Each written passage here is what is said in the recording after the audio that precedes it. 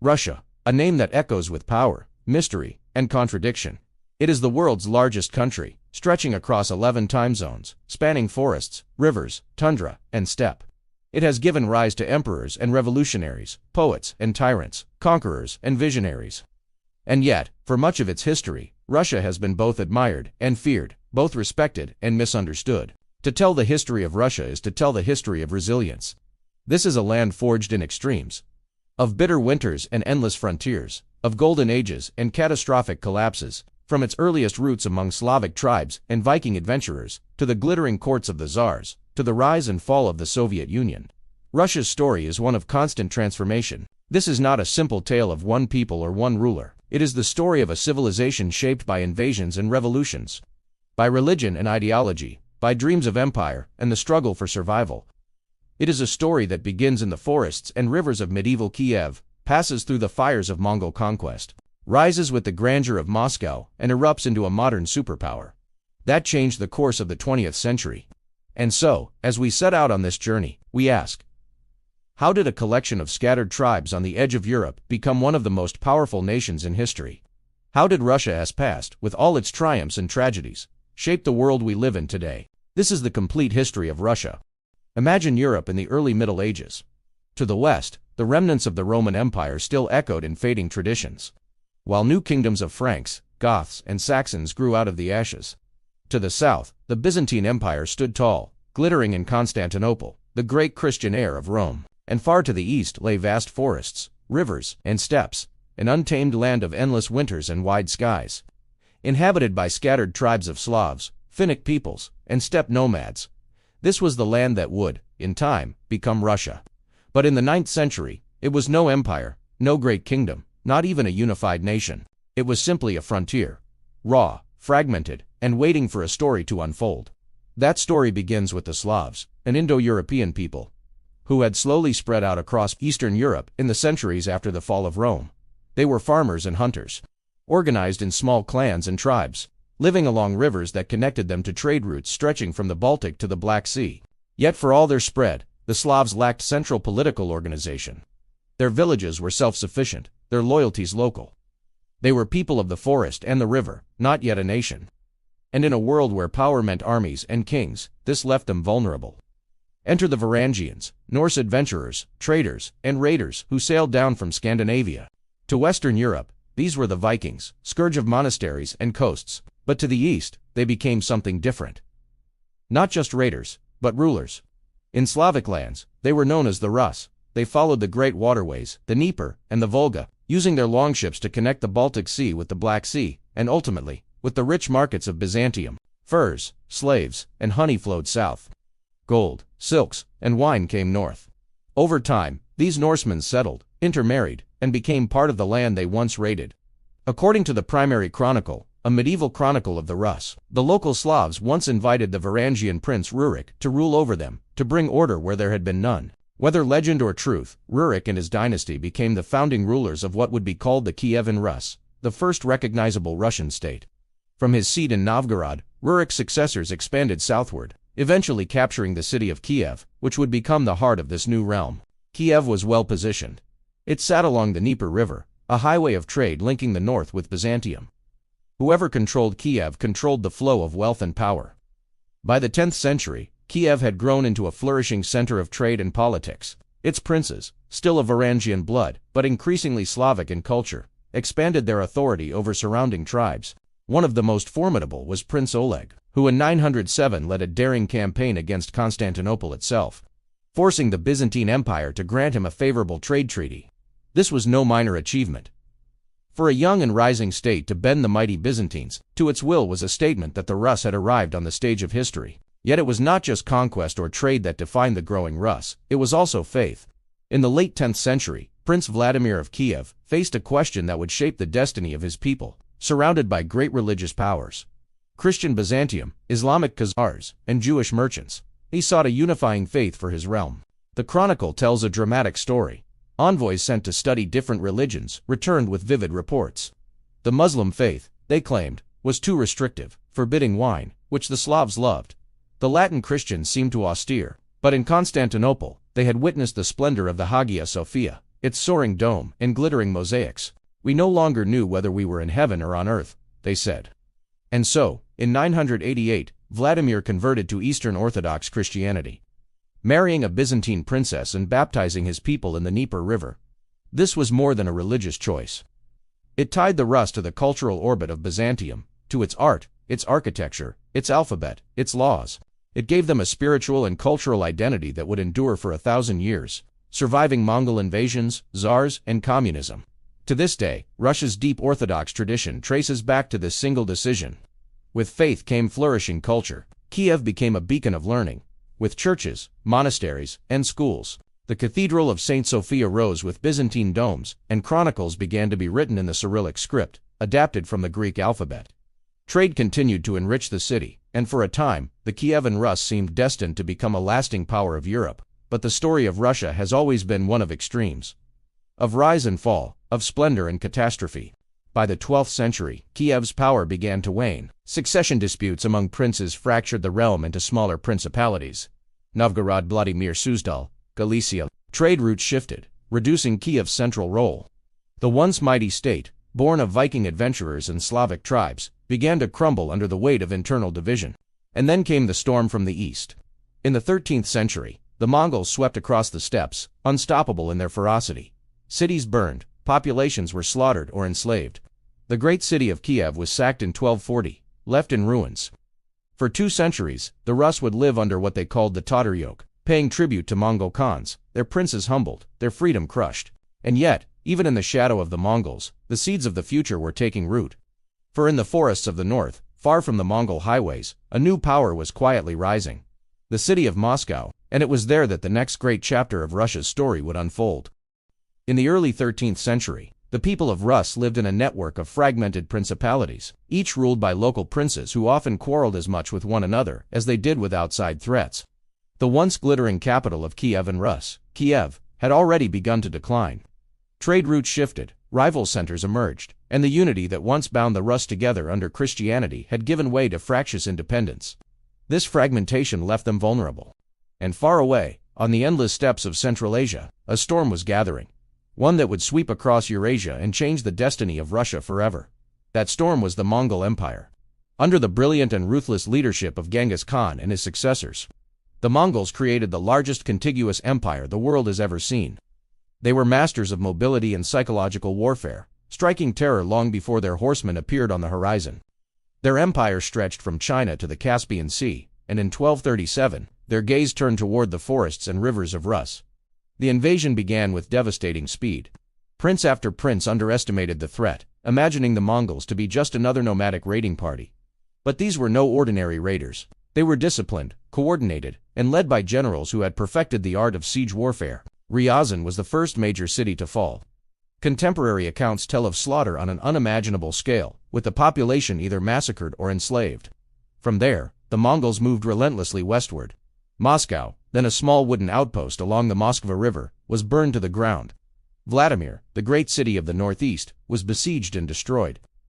Finally, in 1240, the Mongols turned their fury on Kiev itself. Once called the mother of Rus cities, Kiev was reduced to rubble, its churches looted, its people killed or scattered.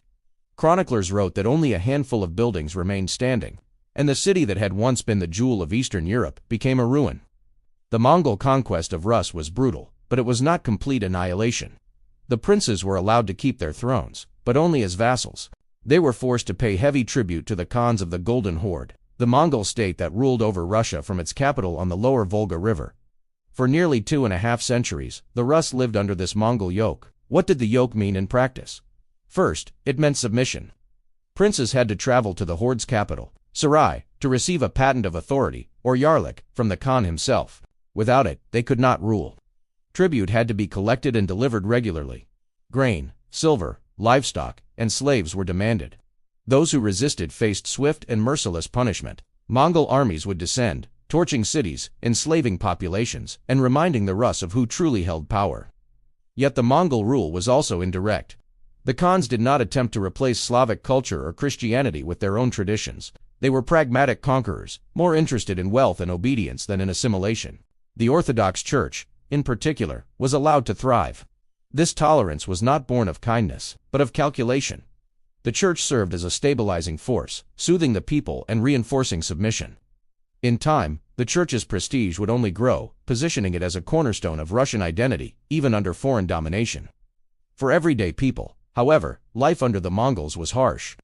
Tribute collection often pushed peasants into destitution, forcing them into servitude to local boyars or nobles, in order to survive.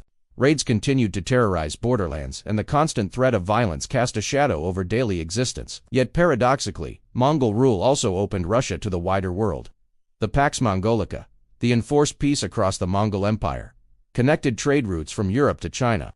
Rus merchants gained access to markets and goods from far-off lands, even as their political independence was stifled. Among the fragmented principalities, one city began to rise from the ashes of Mongol devastation. Moscow, founded in the late 12th century as little more than a wooden fort. Moscow had been burned during the invasion, like many others, but its location would prove advantageous. Nestled along rivers that linked important trade routes, Moscow became a hub for commerce and communication. More importantly, its princes were shrewd politicians, who learned to navigate the dangerous balance between serving the Mongols and advancing their own power. The real architect of Moscow's ascent was Prince Ivan I, known as Ivan Kalita, or Ivan Moneybag. Ruling in the early 14th century, Ivan was no great warrior, but he was a master of diplomacy and finance. He earned the favor of the Khan by faithfully collecting tribute, and sometimes delivering more than required. In return, he was granted the title of Grand Prince of Vladimir, a prestigious recognition that gave him authority over rival princes. Ivan also forged a close alliance with the Orthodox Church. When the Metropolitan, the head of the Russian Church, moved his seat from Vladimir to Moscow, the city gained spiritual prestige to match its growing political clout. Pilgrims, clergy, and wealth began flowing into Moscow, transforming it into not just a political center, but a sacred one as well. For the first time, Moscow began to be seen as more than just another principality. It was the rising heart of a new Russian identity. The Mongol yoke was not without challengers. Many princes bristled at the humiliation of submission, and rebellions occasionally flared. The most famous early attempt at defiance came from Prince Dmitry of Moscow, later known as Dmitry Donskoy. In 1380, Dmitry rallied a coalition of Rus princes and confronted the Mongol forces at the Battle of Kulikovo on the banks of the Don River.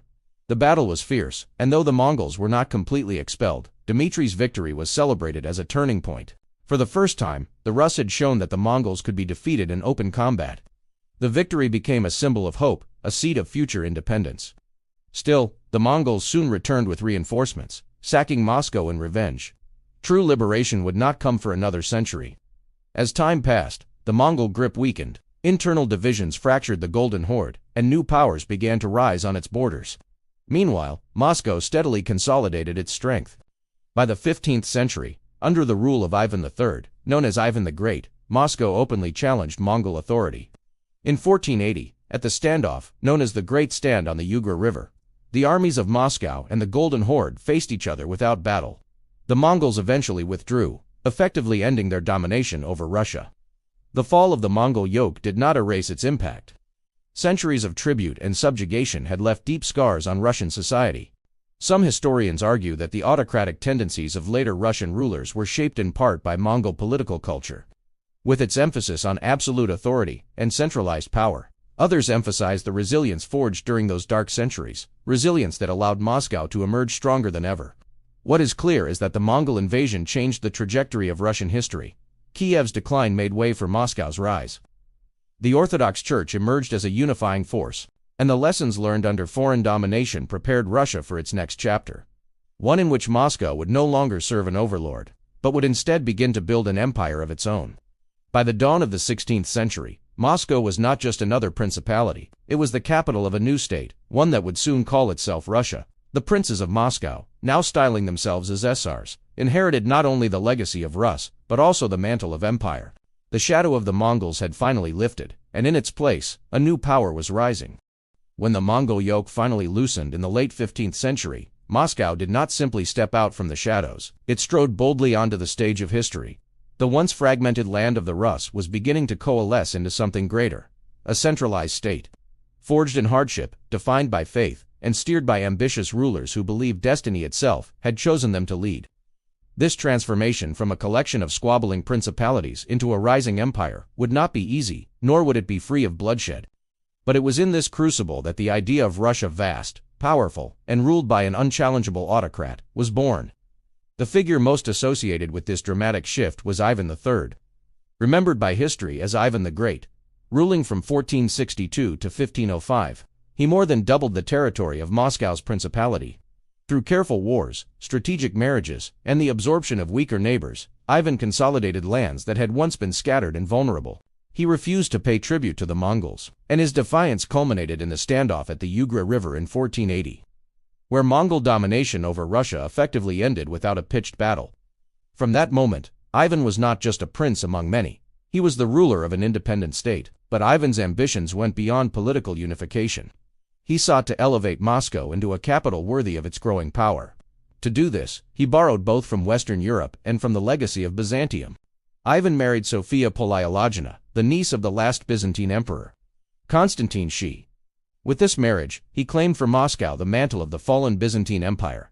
If Constantinople had been the second Rome, then, as Ivan declared, Moscow was now the third Rome. The Orthodox faith, preserved and strengthened under Mongol tolerance, became not only a source of spiritual unity, but also a political tool. Moscow, in Ivan's eyes, was no longer just a city-state. It was the center of a universal Christian empire. Ivan the Great also reshaped governance. He curbed the independence of powerful boyars, the Russian nobles who had long acted as semi-sovereign rulers in their lands. By bringing them to heel, he laid the foundations of autocracy. He also introduced the Sudebnika, 1497, a code of law that centralized judicial authority under the state. These reforms bound his subjects more tightly to Moscow and eroded the autonomy of local rulers. For the first time, Russia had a monarch who claimed authority over all Rus, not just his immediate domain. Yet it was not Ivan the Great, but his grandson, Ivan IV, who would define the age of the Tsars. Ivan IV, remembered by history as Ivan the Terrible, ascended to the throne in 1547 as the first ruler to formally adopt the title of Tsar of all Rus. At just 16 years old, his coronation signaled a bold declaration. The era of princes was over, and the age of the Tsar's rulers claiming both absolute power and divine sanction had begun. Ivan's reign was a paradox. In his early years, guided by wise advisors, he introduced important reforms. He reorganized the army into a professional standing force, strengthened local administration, and convened the First Zemsky Sobor, or National Assembly of Representatives. He also codified laws more thoroughly than ever before, laying the groundwork for a more consistent legal system. These measures suggested a ruler intent on modernization and stability. But Ivan's rule soon took a darker turn. Personal tragedy played a role. The death of his beloved wife, Anastasia, in 1560, is said to have unhinged him, convincing him of treachery all around him. Whether or not poison was truly involved, Ivan grew increasingly paranoid. In response, he created the Oprichnina, a separate territory within Russia directly under his control, governed by his fearsome enforcers, the Oprichniki, dressed in black, mounted on black horses, and bearing the symbols of the dog's head and broom, to sniff out treason and sweep it away. These men spread terror across the land. The Oprichnina unleashed a wave of brutality. Nobles suspected of disloyalty were tortured, executed, or stripped of their lands. Entire towns suffered under Ivan's wrath. The most infamous episode came in 1570, when Ivan ordered a massacre in the city of Novgorod, accusing its people of plotting with foreign powers. Thousands were slaughtered, the city looted, and its prosperity destroyed. Ivan's reign of terror did succeed in crushing the independent power of the Bozhars, but it also destabilized the state and left deep scars on Russian society. Despite his domestic cruelty, Ivan was also a relentless expansionist. Under his leadership, Russia transformed from a regional power into a sprawling empire. He launched campaigns against the Khanates of Kazan and Astrakhan remnants of the Mongol world that had once subjugated Rus.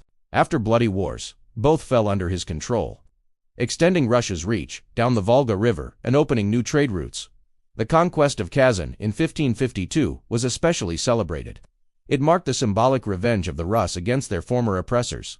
St. Basil's Cathedral, with its iconic colorful domes, was commissioned by Ivan to commemorate this victory, standing ever since as a symbol of Russia's unique identity. Ivan also sought to expand westward, into the rich lands of Livonia, along the Baltic Sea. His ambition was to give Russia an outlet to Europe's trade. But here he met stiff resistance from a coalition of powers: Poland, Lithuania, Sweden, and even the remnants of the Teutonic Order. The Livonian War dragged on for decades, draining Russia's resources and ending in failure. Instead of gaining a window to the west, Ivan left Russia weakened and isolated. Ivan's personal decline mirrored that of his state. His paranoia deepened, his temper grew uncontrollable, and in a tragic moment of rage, he struck his own son and heir during an argument, killing him. With his death in 1584, Ivan left behind a legacy both grand and terrible. The creation of a centralized, autocratic empire, but one haunted by instability, fear, and violence. The period that followed became known as the Time of Troubles. Without a strong heir, Russia descended into chaos. Famines, foreign invasions, and internal uprisings shook the land.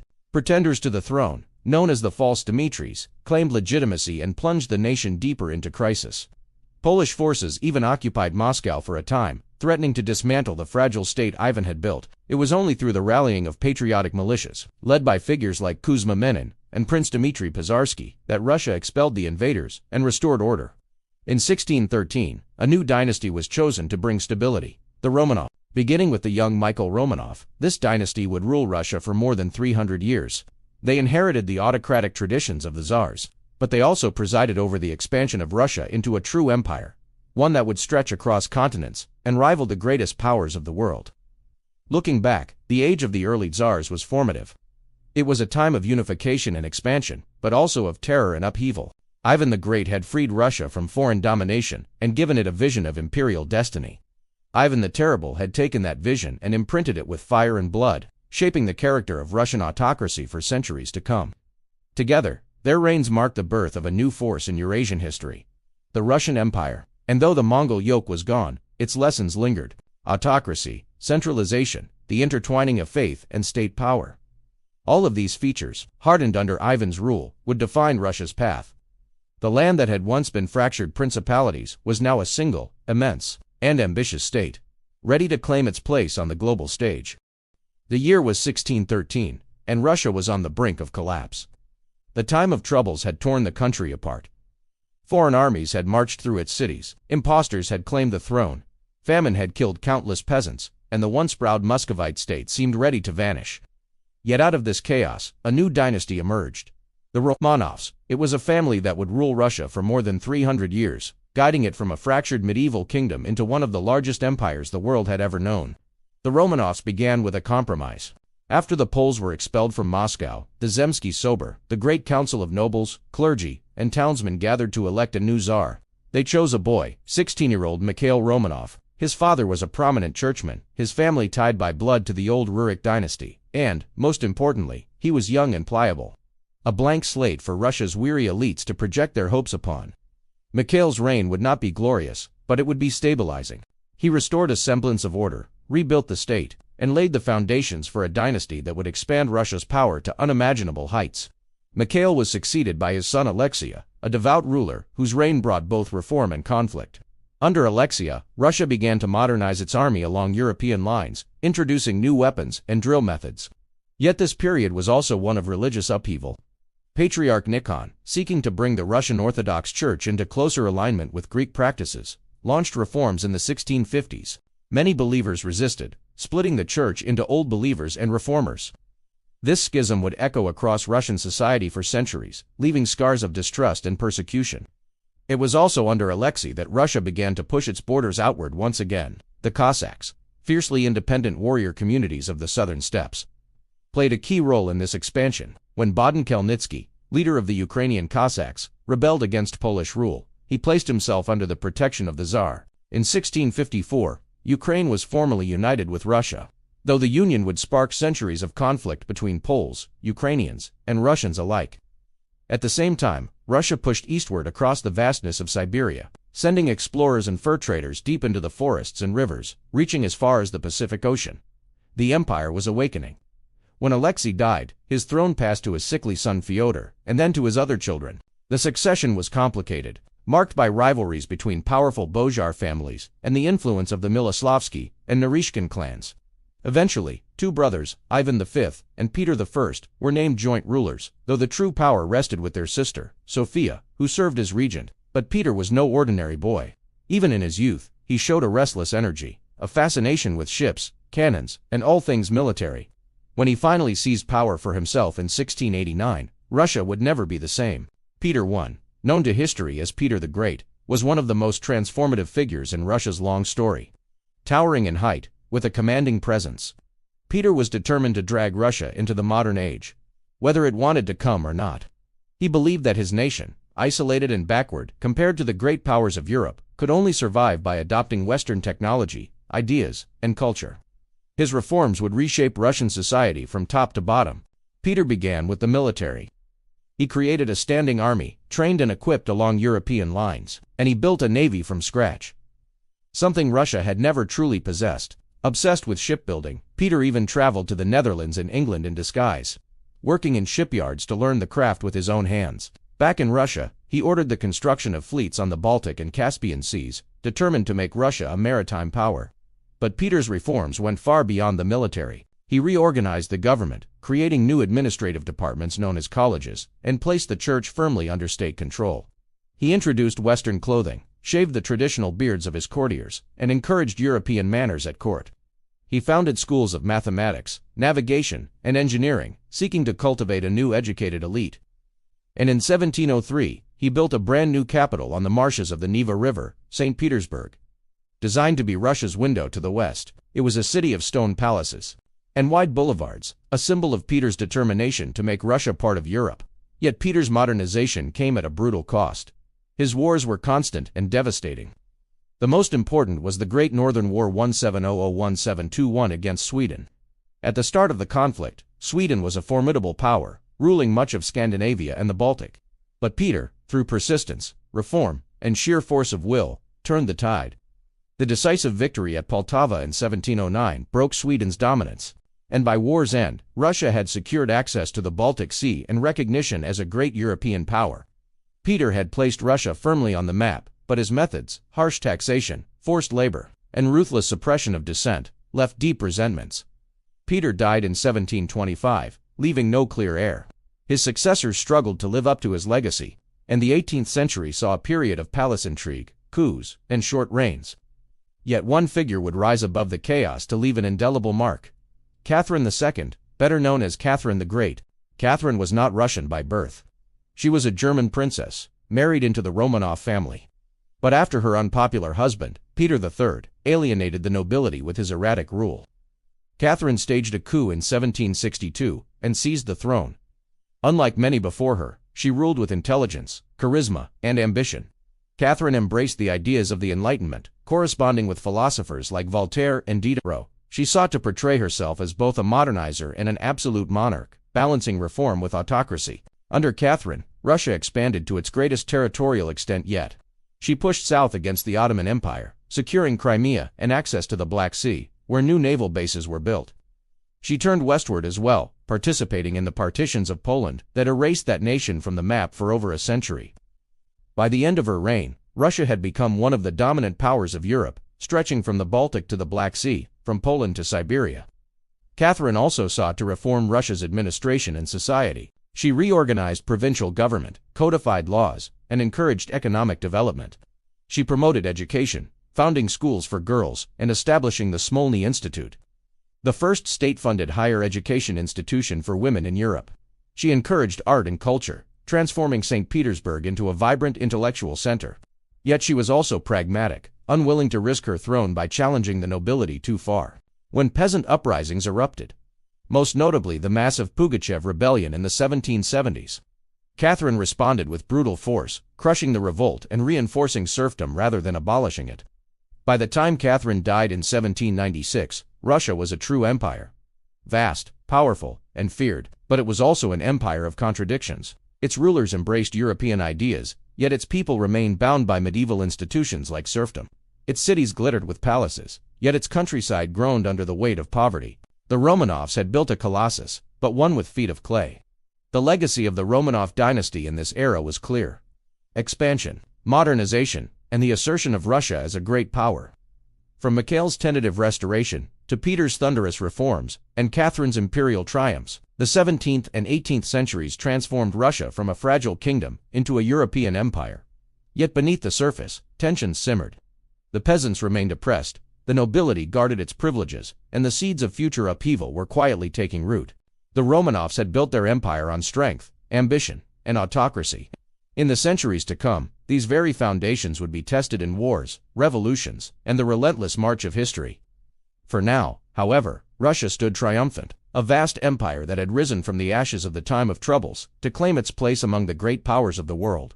By the dawn of the 19th century, Russia stood as a vast empire under the rule of Tsar Alexander I, a young monarch whose reign would soon be tested by one of the most formidable figures in European history, Napoleon Bonaparte. The French Revolution had already overturned the old order in France, and Napoleon, its brilliant general turned emperor, sought to redraw the map of Europe in his own image. His ambitions seemed boundless, his armies unstoppable. Nation after nation fell before him, and Europe trembled under the weight of his campaigns. But the true test of Napoleon's power, and the crucible in which Russia's national identity would be forged, came in the frozen fields of 1812. At first, I was ambivalent toward Napoleon. The two men were young, ambitious, and in some ways kindred spirits, though also rivals in temperament and vision. Their uneasy relationship was sealed by the Treaty of Tilsit in 1807. Following Napoleon's victory over Prussia and his dominance of continental Europe, at Tilsit, Napoleon and Alexander famously met on a raft in the middle of the Niemen River, where the French emperor dazzled the Russian Tsar with his charisma. The treaty made Russia a reluctant ally of France, obliging Alexander to enforce Napoleon's so-called continental system, an economic blockade designed to strangle Britain by cutting it off from trade with Europe. But the alliance was never comfortable.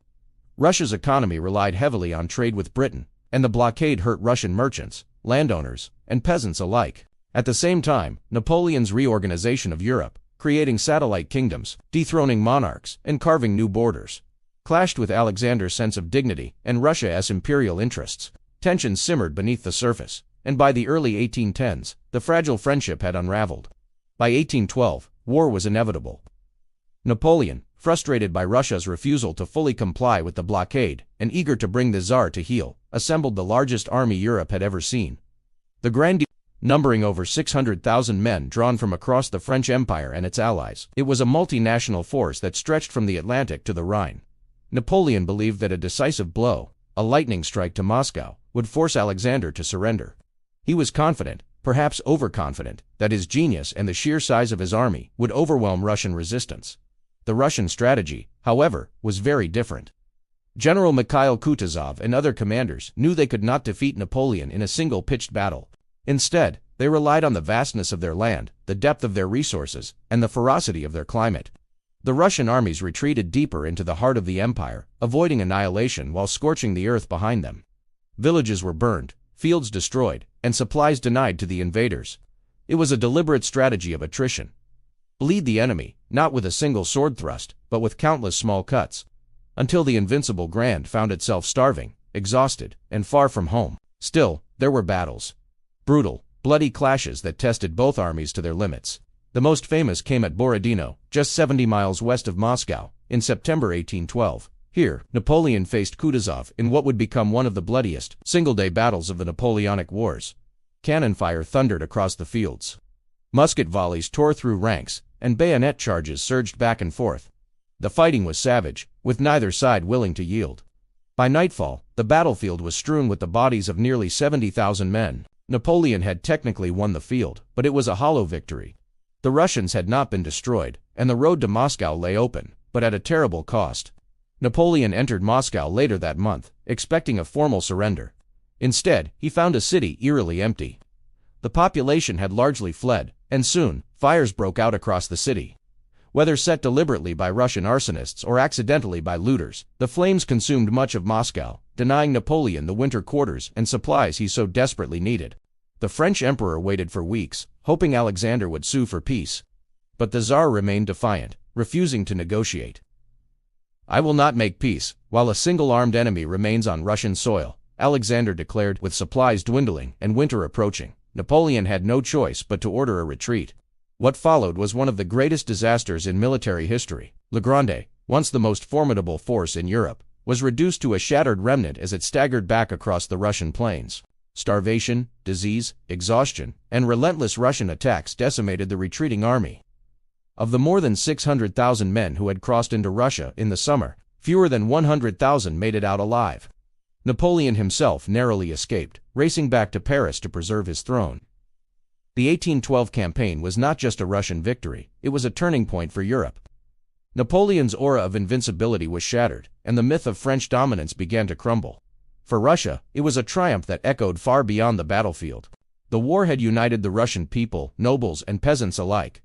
In a common cause, the Patriotic War of 1812, as it became known, was celebrated not just as a military success, but as a moment of national awakening. The aftermath saw Russia take an increasingly central role in European affairs.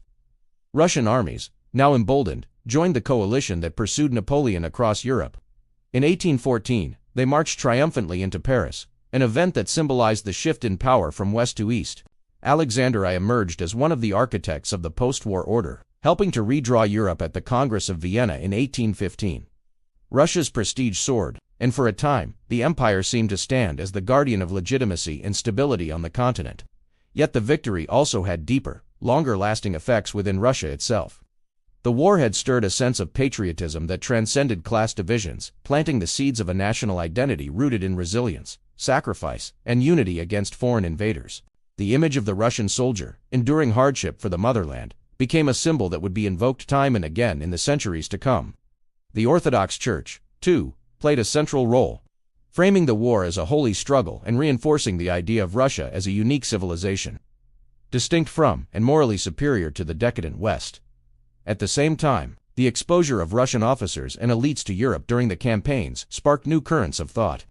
Many young nobles who had marched to Paris returned with ideas of reform, liberalism, and constitutional government.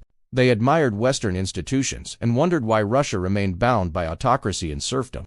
These seeds of dissent would bear fruit in the decades to come, fueling movements like the Decembrist Revolt of 1825. Thus, even as Russia celebrated victory, it also stood at a crossroads, between the pull of tradition and the lure of modernization. The Napoleonic Wars also revealed the paradox of Russian power. On the one hand, Russia had proven its ability to withstand and defeat the greatest military force of its age. On the other, the immense cost of the war, in lives, resources, and economic strain, highlighted the fragility of its social and political structures. Serfdom, which had provided the manpower for Russia's armies, remained a source of tension and backwardness. The autocracy, strengthened by victory, was also increasingly resistant to change. Russia had emerged as a great power, but it remained haunted by contradictions that would shape its future. In the popular imagination, however, the story of 1812 became legend. Poets, artists, and composers celebrated the triumph. Leo Tolstoy's War and Peace, written decades later, immortalized the drama of Borodino and the burning of Moscow, weaving it into the fabric of Russian identity. Tchaikovsky's 1812 overture thundered with cannons and bells, commemorating the moment when the motherland stood unbroken against invasion. These cultural expressions ensured that the memory of 1812 was not just history, but myth, a defining chapter in Russia's national story. The defeat of Napoleon and the rise of Russian prestige on the world stage marked the beginning of a new era. For the first time, Russia was not merely defending itself against invaders, but shaping the destiny of Europe. The Tsar, who had once seemed dazzled by Napoleon, now stood as his conqueror, and the Russian people, hardened by fire and frost, began to see themselves not just as subjects of an empire, but as citizens of a nation, bound together by a shared history of sacrifice and survival. In the end, the Napoleonic Wars were more than a clash of empires. They were the crucible in which modern Russia began to take shape. A Russia defined by resilience, pride, and an enduring sense of destiny. The burning of Moscow, the frozen retreat of the Grandeur, and the triumphant march into Paris became symbols of a nation that could never be conquered, no matter how mighty the foe. And as the 19th century unfolded, that identity, forged in the fires of 1812, would continue to shape Russia's path, for better and for worse, in the turbulent years to come. By the middle of the 18th century, Russia was already a vast empire. It stretched across the plains of Eastern Europe, past the great rivers of the steppe, and into the endless forests of Siberia. Yet, for all its size, it still bore the marks of a state in transition. It was a land that had embraced Western ideas under Peter the Great, but had not yet fully absorbed them. It was a society still deeply rooted in serfdom and tradition, but one that looked outward with ambition. Into this setting came one of the most remarkable rulers in Russian history, Catherine II, better known as Catherine the Great. Her reign, which lasted from 1762 to 1796, would be remembered as a period of glory, expansion, and cultural flowering. It was also a time when the contradictions of Russia pulled between reform and autocracy, between enlightenment and repression, were laid bare for all to see. Catherine's story begins, not in Russia, but in a small German principality. Born Sophie of Anhalt-Zerbst in 1729, she was a minor princess with few prospects. But through marriage, she entered the Russian court, becoming the wife of Grand Duke Peter, the heir to the throne. Their marriage was unhappy, and Peter himself was widely disliked by the Russian nobility. When he ascended the throne as Peter III in 1762, his erratic policies quickly alienated his subjects. Within months, Catherine, with the backing of the guards and key nobles, staged a coup. Peter was deposed, and soon after, he died under mysterious circumstances. Catherine, just 33 years old, became Empress of Russia. Her reign began with uncertainty. As a foreign-born ruler, she needed to secure her legitimacy.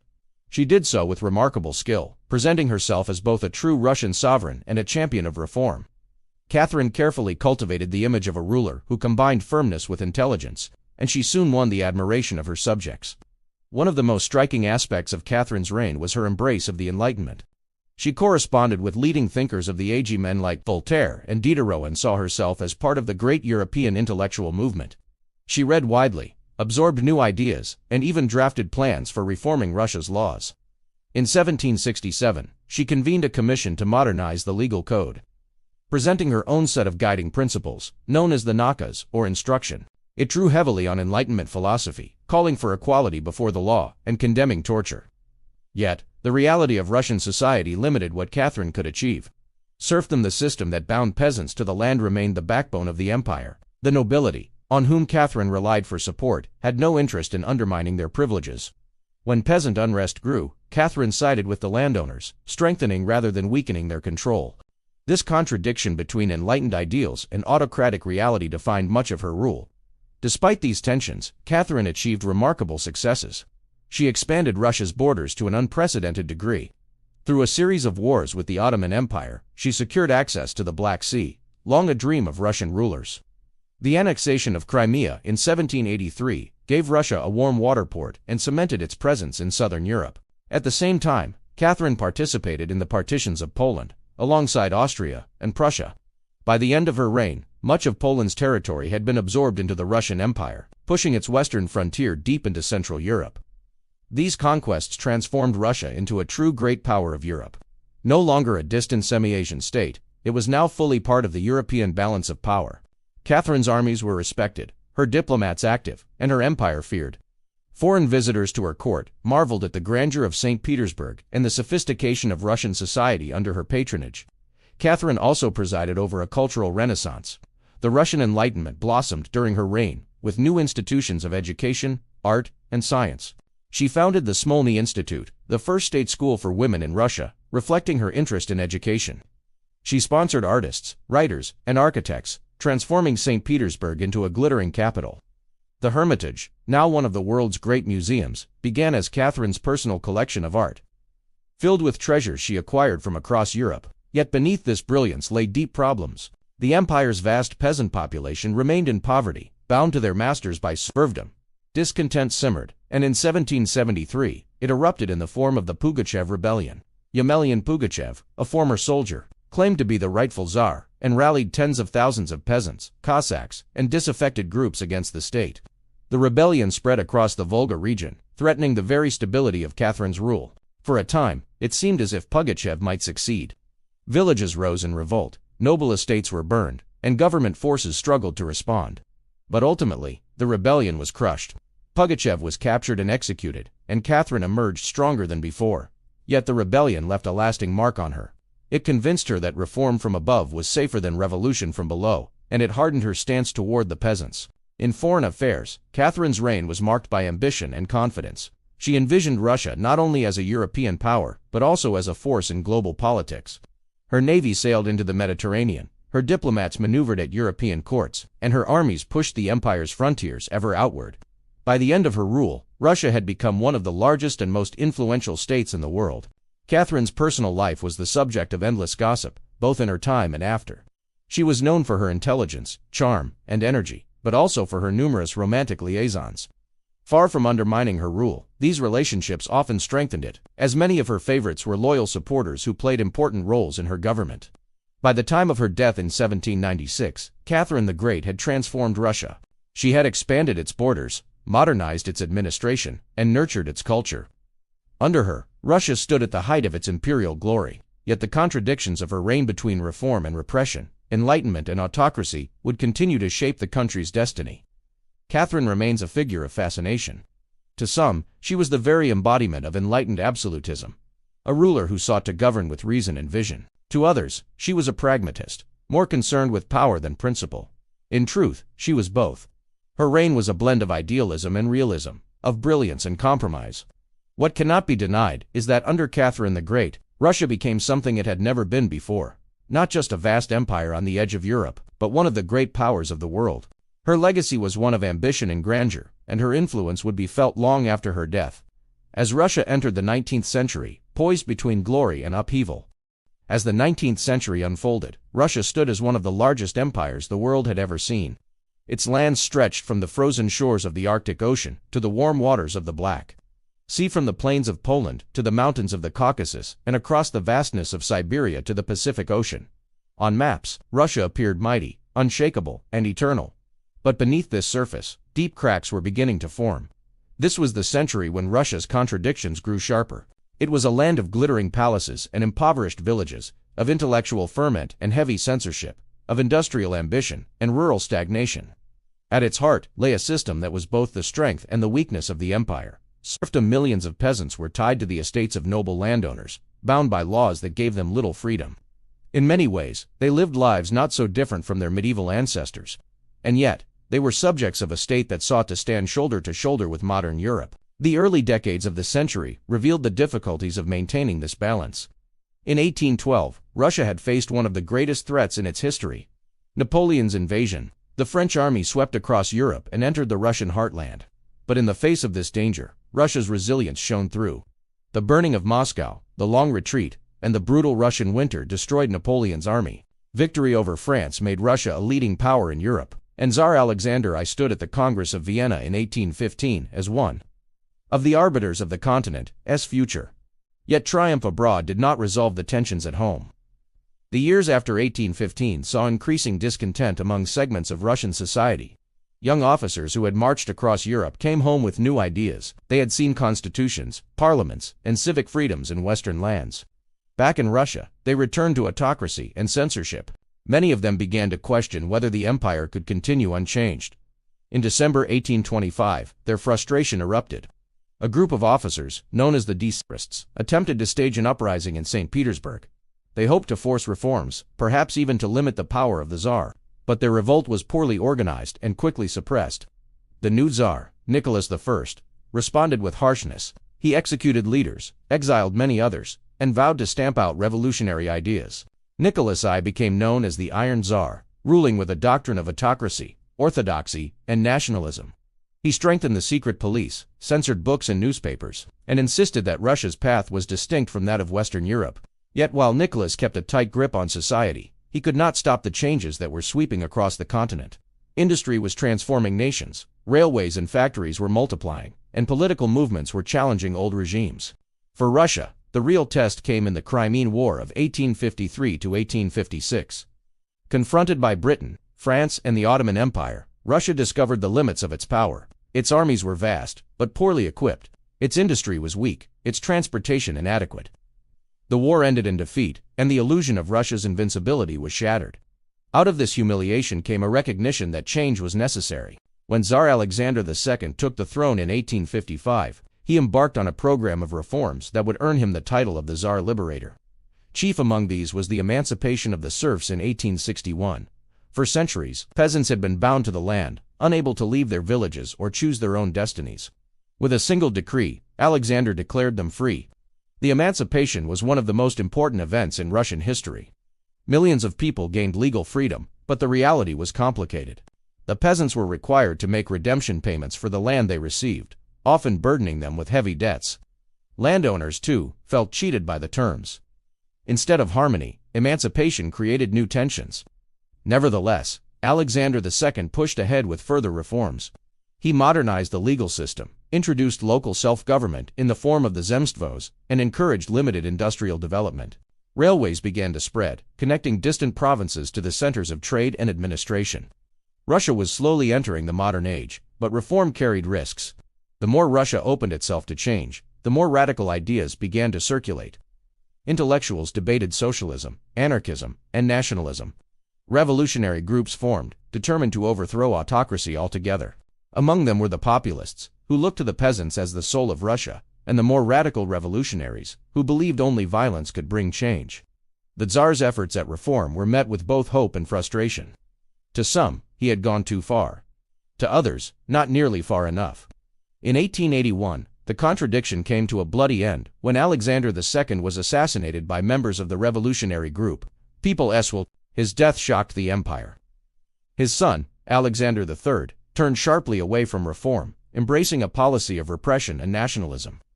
Under Alexander III and his successor Nicholas II, the empire sought stability through conservatism. Industrialization continued, and by the turn of the 20th century, Russia was beginning to resemble its European neighbors in some ways. Cities like Moscow and St. Petersburg grew rapidly, filled with factories, workers, and new technologies.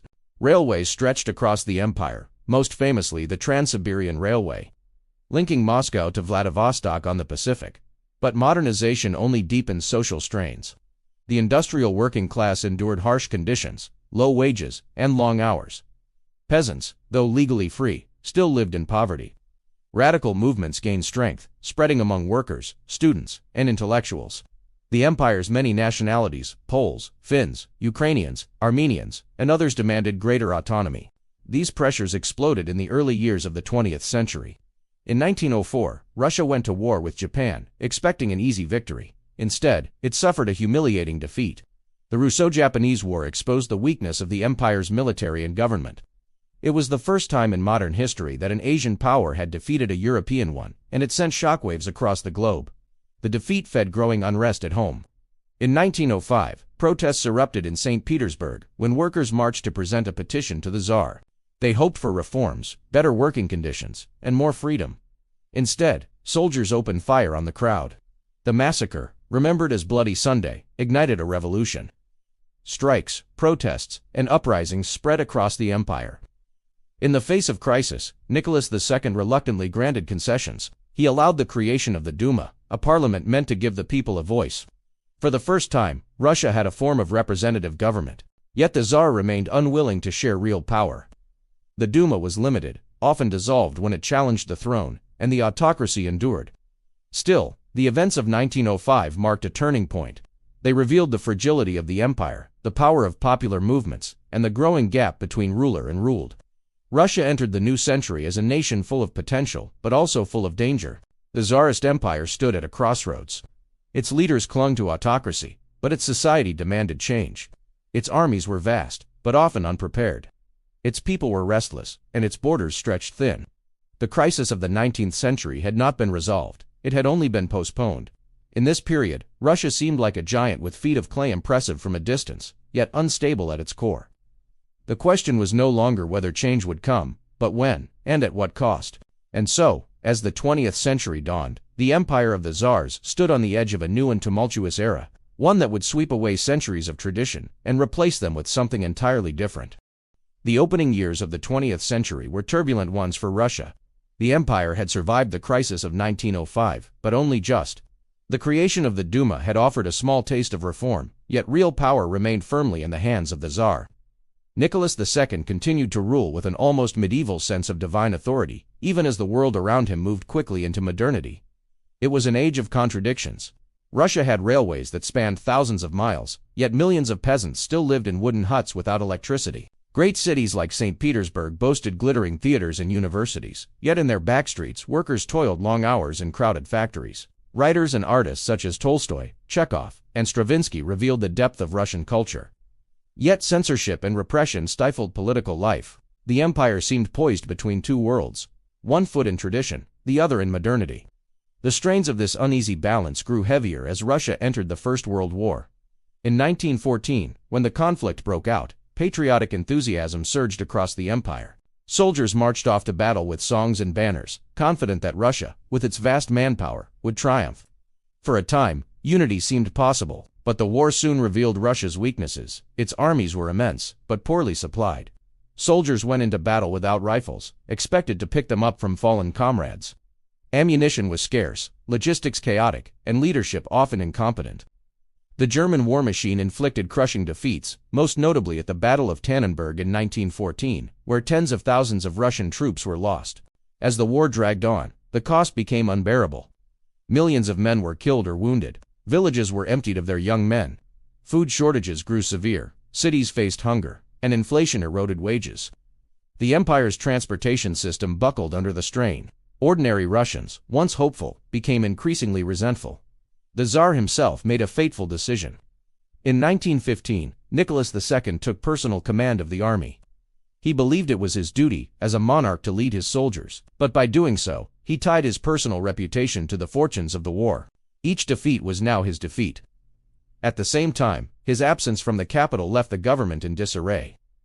In St. Petersburg, by then renamed Petrograd to sound less German, his wife, Tsarina Alexandra, struggled to manage affairs.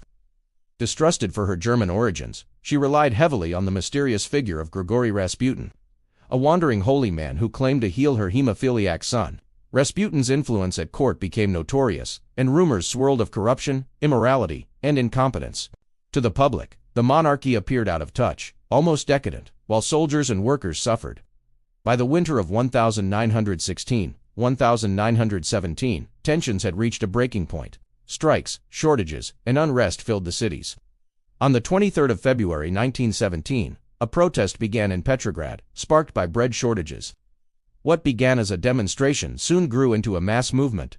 Workers left their factories, students joined in, and soldiers sent to suppress the crowds often refused to fire on them. Within days, the protests turned into a revolution. Nicholas II, away at the front, was slow to grasp the scale of events. By the time he attempted to return, it was too late. His authority had crumbled. In March 1917, under pressure from his generals and advisors, Nicholas abdicated the throne. More than 300 years of Romanov rule came to an end. In the wake of the Tsar's fall, Russia was left in uncertainty. A provisional government was established, led by liberal and moderate figures who hoped to create a democratic Russia. At the same time, workers and soldiers organized their own councils, known as Soviets. This dual power structure created confusion and division. Who truly spoke for the people, the government, or the Soviets? The provisional government faced enormous challenges. It promised reforms, freedoms, and elections, but it made one crucial decision that proved disastrous. It chose to continue fighting in the First World War. For many Russians, weary of death and hunger, this was unacceptable. Disillusionment spread, and the government lost support. Amid this turmoil, a radical faction rose to prominence. The Bolsheviks, led by Vladimir Lenin. Lenin had spent years in exile, but he returned to Russia in April 1917 with a clear message. He called for peace, land, and bread. Peace, to end the hated war. Land, for the peasants who longed for ownership. And bread, for the hungry workers in the cities.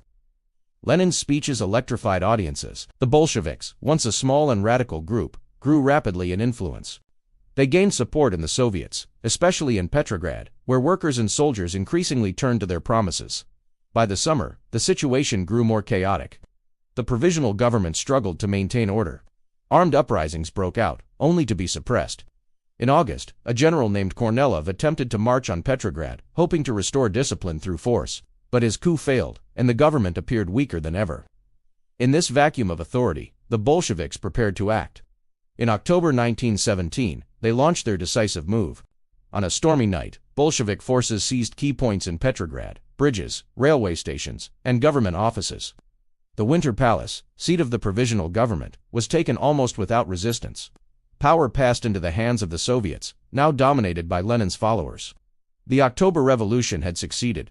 The Bolsheviks wasted no time. They issued decrees ending Russia's participation in the war, redistributing land to the peasants, and placing factories under workers' control. These bold steps won them support among the masses, but they also plunged the country into new conflict.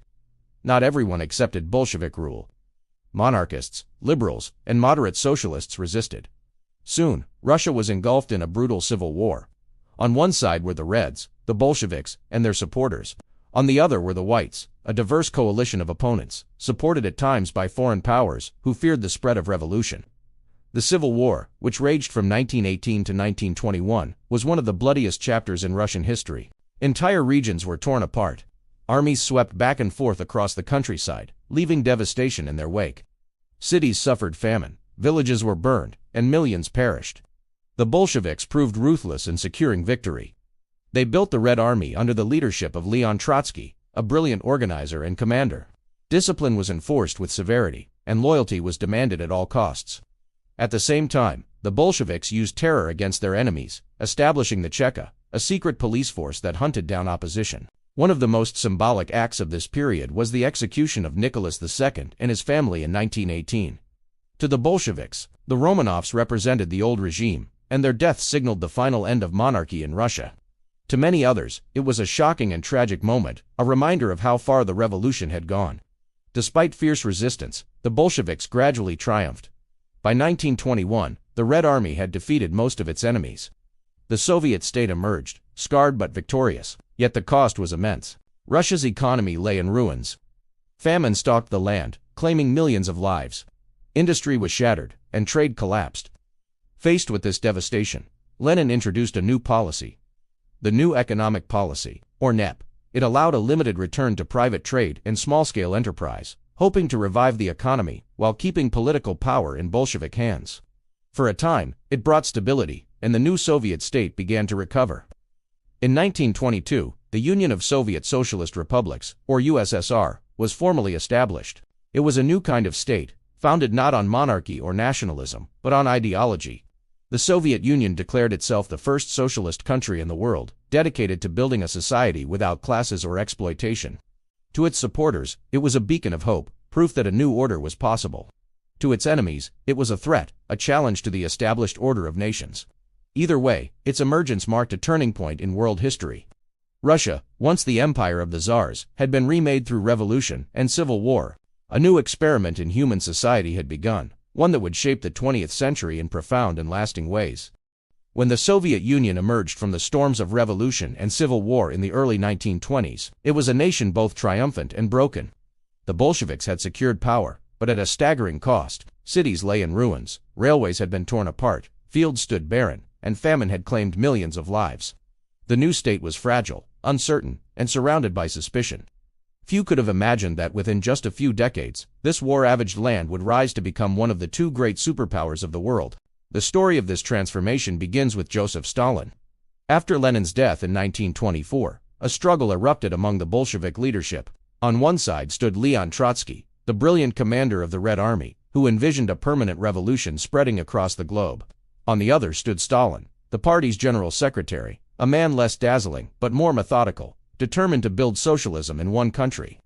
Through a mix of cunning, alliances, and ruthless maneuvering, Stalin outmaneuvered his rivals. By the late 1920s, he stood as the unchallenged leader of the Soviet Union. Stalin's vision for the USSR was one of rapid transformation. The backward rural country he inherited would, he believed, be remade into an industrial giant. To achieve this, he launched a series of 5-year plans. Factories, steel mills, and power plants rose across the land. New cities were built almost overnight, while railways and canals spread to link them together. The pace was staggering, and the sacrifices immense. Workers labored long hours in difficult conditions, yet the results were undeniable. The Soviet Union became a modern industrial state in the space of a generation. At the same time, Stalin turned his attention to agriculture. He sought to end the small peasant farms that had defined Russian life for centuries, replacing them with vast collective farms under state control. This process, known as collectivization, was carried out with brutal force. Millions of peasants resisted, especially wealthier ones labeled as cool. Entire families were deported to labor camps, villages destroyed, and harvests seized. The disruption led to terrible famines, most notably in Ukraine in the early 1930s, where millions perished. Stalin's methods were harsh, but they reflected his determination to control every aspect of Soviet life. The state expanded its reach into education, culture, and even thought. The Communist Party became the center of all authority, and loyalty to it was demanded absolutely. Those who resisted or were merely suspected of resisting faced the terror of Stalin's purges.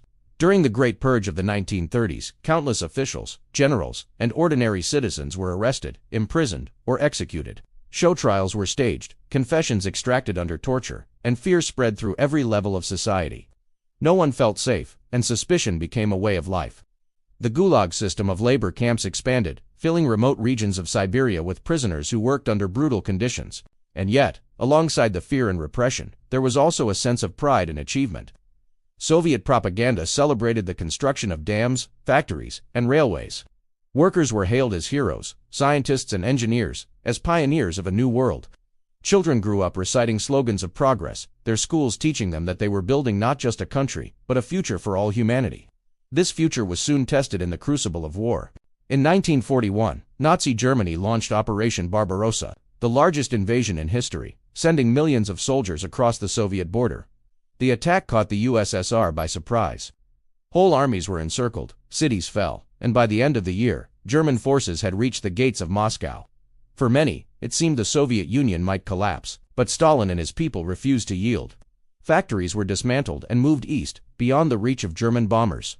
Soldiers and civilians alike dug trenches, built defenses, and fought with desperate determination. The winter of 1941 slowed the German advance, and the Red Army launched a counteroffensive that saved the capital. The struggle that followed became known in Russia as the Great Patriotic War. It was a conflict of unimaginable scale and suffering. The siege of Leningrad lasted for nearly 900 days, with its inhabitants enduring starvation and bombardment, yet refusing to surrender. The Battle of Stalingrad turned the tide of the war, as Soviet soldiers, often fighting from room to room, held the city against relentless German attacks. When the Red Army finally encircled and defeated the German Sixth Army in early 1943, it marked a turning point not only for the Soviet Union, but for the entire war. The cost of victory was staggering. By the time Soviet troops marched into Berlin in 1945, hoisting the red flag over the ruins of the Reichstag, more than 20 million Soviet citizens had died. Entire regions had been devastated. Villages and towns lay in ashes, and countless families had been torn apart. But the victory was total. The Soviet Union emerged not only as a survivor, but as one of the great victors of the Second World War. In the aftermath of the war, Stalin's power reached new heights. The USSR extended its influence over Eastern Europe, establishing communist governments in countries from Poland to Romania, Hungary to East Germany. The map of Europe was redrawn, and a new division took shape. East versus West, communism versus capitalism. This rivalry soon became the Cold War. The Soviet Union, now a nuclear power, stood opposite the United States as the other superpower of the age. The two nations did not clash directly, but their competition spread across the globe. Each sought allies, influence, and prestige. Conflicts in Korea, Vietnam, and Afghanistan bore the marks of this struggle. The Cold War was not only a contest of armies and weapons, but also of ideas and achievements. In 1957, the Soviet Union stunned the world by launching Sputnik, the first artificial satellite to orbit the Earth. 4 years later, Yuri Gagarin became the first human in space, a triumph celebrated across the globe. These victories in the space race symbolized the reach of Soviet science and ambition. At home, the USSR continued to change. After Stalin's death in 1953, his successor, Nikita Khrushchev, denounced the excesses of the purges and sought to soften the harshness of Soviet rule. Censorship was eased slightly, new housing projects were built, and ordinary citizens experienced a modest improvement in living standards. Yet the contradictions of the system remained. The Soviet economy, though vast, was often inefficient. Central planning struggled to meet the needs of a modern society. Consumer goods were scarce, and lines formed outside shops. Political dissent was suppressed, and the secret police remained a presence in daily life. Still, for many Soviet citizens, life in the mid-20th century was a mixture of pride in their nation's power and frustration at its limitations. The Cold War deepened in the decades that followed. Crises flared in Berlin, in Cuba, and in countless other corners of the world. The arms race consumed vast resources, as the Soviet Union and the United States built ever larger arsenals of nuclear weapons. Fear of global destruction became a constant shadow over the age. And yet, despite the tension, the Soviet Union held firm. Its influence reached across continents, inspiring movements in Asia, Africa, and Latin America. For some, it was a beacon of anti-imperialism. For others, a threat to freedom. What was certain was that the USSR had become central to world affairs. By the 1970s, the Soviet Union stood at its peak. It controlled a vast empire, from Eastern Europe to Central Asia, and its voice carried weight in every corner of the globe. Its scientists reached space, its athletes triumphed at the Olympics, and its military stood as one of the mightiest in history. For a people who had endured centuries of hardship, famine, and invasion, this was a moment of undeniable pride. But beneath the surface, new challenges were gathering. The Soviet superpower was strong, yet also brittle. Its achievements were real, but so were its flaws. The story of its rise was also the beginning of its decline, a tale that would unfold in the decades to come. By the 1970s, the Soviet Union appeared to stand unshakable. Its armies were vast, its rockets reached into space, and its flag flew proudly over a sixth of the Earth's landmass. From the icy seas of the Arctic to the deserts of Central Asia, from the forests of Siberia to the plains of Eastern Europe, the USSR seemed destined to endure for generations. Yet beneath this surface of strength, cracks were forming. The Soviet system, for all its achievements, carried within it deep contradictions. Central planning had fueled rapid industrial growth, but it struggled to provide the everyday goods that people desired. While the West filled its shelves with consumer products, Soviet citizens often stood in long lines for basics: bread, meat, shoes. Factories met production quotas, in numbers, but not always in quality. Official statistics boasted of progress, but ordinary people knew the frustrations of daily shortages. Politically, the system remained rigid. The Communist Party tolerated little dissent. Critics were silenced, sometimes imprisoned, sometimes exiled. Intellectuals and artists, when they strayed too far from official doctrine, found their works censored or banned. For many citizens, life was stable, but it was also constrained, bounded by the limits of what could be spoken, written, or even imagined. Externally, the Cold War placed immense burdens on the Soviet state. The arms race with the United States consumed enormous resources. Maintaining a global presence, from supporting allies in Africa to competing in space, stretched the Soviet economy thin. The war in Afghanistan, begun in 1979, became a grinding conflict that drained both finances and morale.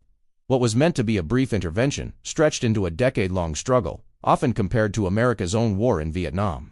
As the 1980s began, it was clear that change was needed.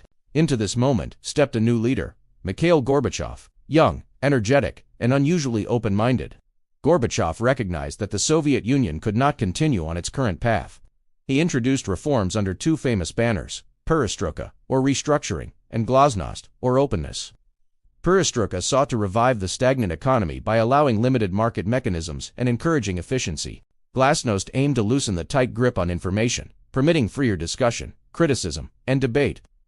For the first time in decades, Soviet citizens could speak more openly about the problems of their society. Newspapers printed stories once unthinkable, and long-suppressed histories came to light. At first, these reforms inspired hope. People welcomed the fresh air of honesty, the sense that the state might at last listen to its citizens.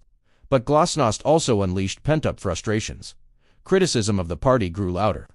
Nationalist movements in the republics Lithuania, Georgia, Ukraine, and others demanded more autonomy, even independence. What had been whispered in kitchens was now shouted in the streets. The outside world, too, was changing. In Eastern Europe, long kept under Soviet influence, people began to push back. In 1989, a wave of revolutions swept across the region. One by one, communist governments fell. In Poland, in Hungary, in Czechoslovakia, in East Germany, the Berlin Wall, that stark symbol of division, was torn down by jubilant crowds. To the astonishment of the world, these changes came not through Soviet tanks, but through Soviet restraint. Gorbachev refused to send in force, declaring that nations should choose their own path. But while the world praised Gorbachev, at home, his position grew more fragile. Economic reforms lagged, shortages deepened, and people's patience wore thin. Conservatives within the party resented the loosening of control, while radicals demanded faster change. The old structures of authority were crumbling, but no clear replacement had yet taken shape. In August 1991, the crisis reached its peak. Hardline members of the government staged a coup, placing Gorbachev under house arrest and declaring a state of emergency. But the coup quickly faltered. Crowds gathered in Moscow, defending the Russian parliament building. At the forefront stood Boris Yeltsin, president of the Russian Republic, who climbed atop a tank to denounce the plotters. His defiance captured the world's attention, and within days, the coup collapsed. The failed coup fatally weakened the Soviet Union. Republic after republic declared independence. The Baltic states, the Caucasus, Ukraine, Central Asia all moved to break away. By December 1991, the Soviet Union ceased to exist. The red flag was lowered from the Kremlin, replaced by the tricolor of Russia.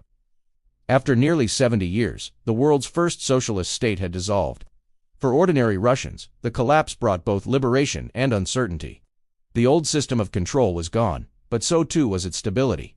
The 1990s, under President Yeltsin, were marked by dramatic upheaval. The economy shifted rapidly toward capitalism, but the transition was chaotic. Factories closed, savings vanished in inflation, and inequality soared. A few became wealthy overnight, while many more slipped into poverty. Corruption spread, crime rose, and the sense of national pride that had once come from superpower status seemed lost. Yet even amid the difficulties, a new Russia was taking shape. Political parties competed, newspapers argued freely, and culture flourished in its diversity. The nation experimented with democracy, however imperfectly, and reconnected with the wider world. It was a turbulent rebirth, full of pain, but also possibility. At the turn of the new millennium, a new figure rose to power, Vladimir Putin, promising stability and strength. He tapped into the longing of many Russians for order after the chaos of the 1990s. Under his leadership, the state reasserted its authority. The economy, buoyed by rising oil and gas prices, improved. Wages grew, cities modernized, and Russia began once more to project power on the global stage. Yet the old tensions remained. Russia still balanced between East and West, between democracy and autocracy, between ambition and insecurity. Its history of resilience, hardship, and endurance continued to shape its path. The collapse of the Soviet Union had marked the end of one era, but the story of Russia was far from over. Out of the ashes of empire and revolution, a new nation emerged, one still grappling with its identity, its place in the world, and the legacy of its extraordinary past. Russia's story is one of vastness and endurance. From the scattered tribes along the rivers of the early Rus, to the empire of the Tsars, to the might of the Soviet Union, it has continually risen, fallen, and remade itself. Geography shaped its destiny. Its open plains left it vulnerable to invasion, yet its sheer size granted it resilience. Its rulers sought order and strength, sometimes through reform, often through iron will. Its people endured hardship, yet again and again they rebuilt. Across the centuries, Russia has stood between East and West, absorbing influences from both, yet never wholly belonging to either. This tension has defined its culture, its politics, and its place in the world. To outsiders, Russia has often seemed mysterious, contradictory, even unfathomable. To Russians themselves, it has been both a burden and a source of pride, a land of suffering, but also of extraordinary achievement. Today, as in centuries past, Russia remains a nation of questions. Where does it truly belong, in Europe, in Asia, or in a world of its own? What balance will it strike between freedom and control, openness and isolation, power and vulnerability? These are not questions with simple answers. But perhaps that is the essence of Russia. It is not a story with a neat conclusion, but a cycle of struggle and renewal, decline and rebirth. From czars to commissars to presidents, from empires to unions to federations, Russia endures. And in that endurance lies its greatest lesson: that the fate of nations is not written in stone, but forged again and again through resilience, adaptation, and the will to survive. If you found this journey through Russia's past thought-provoking, consider reflecting on what history teaches us, not just about Russia, but about the nature of power and resilience itself. And if you'd like to explore more stories like this, remember to subscribe, share, or simply let these words accompany you the next time you drift asleep.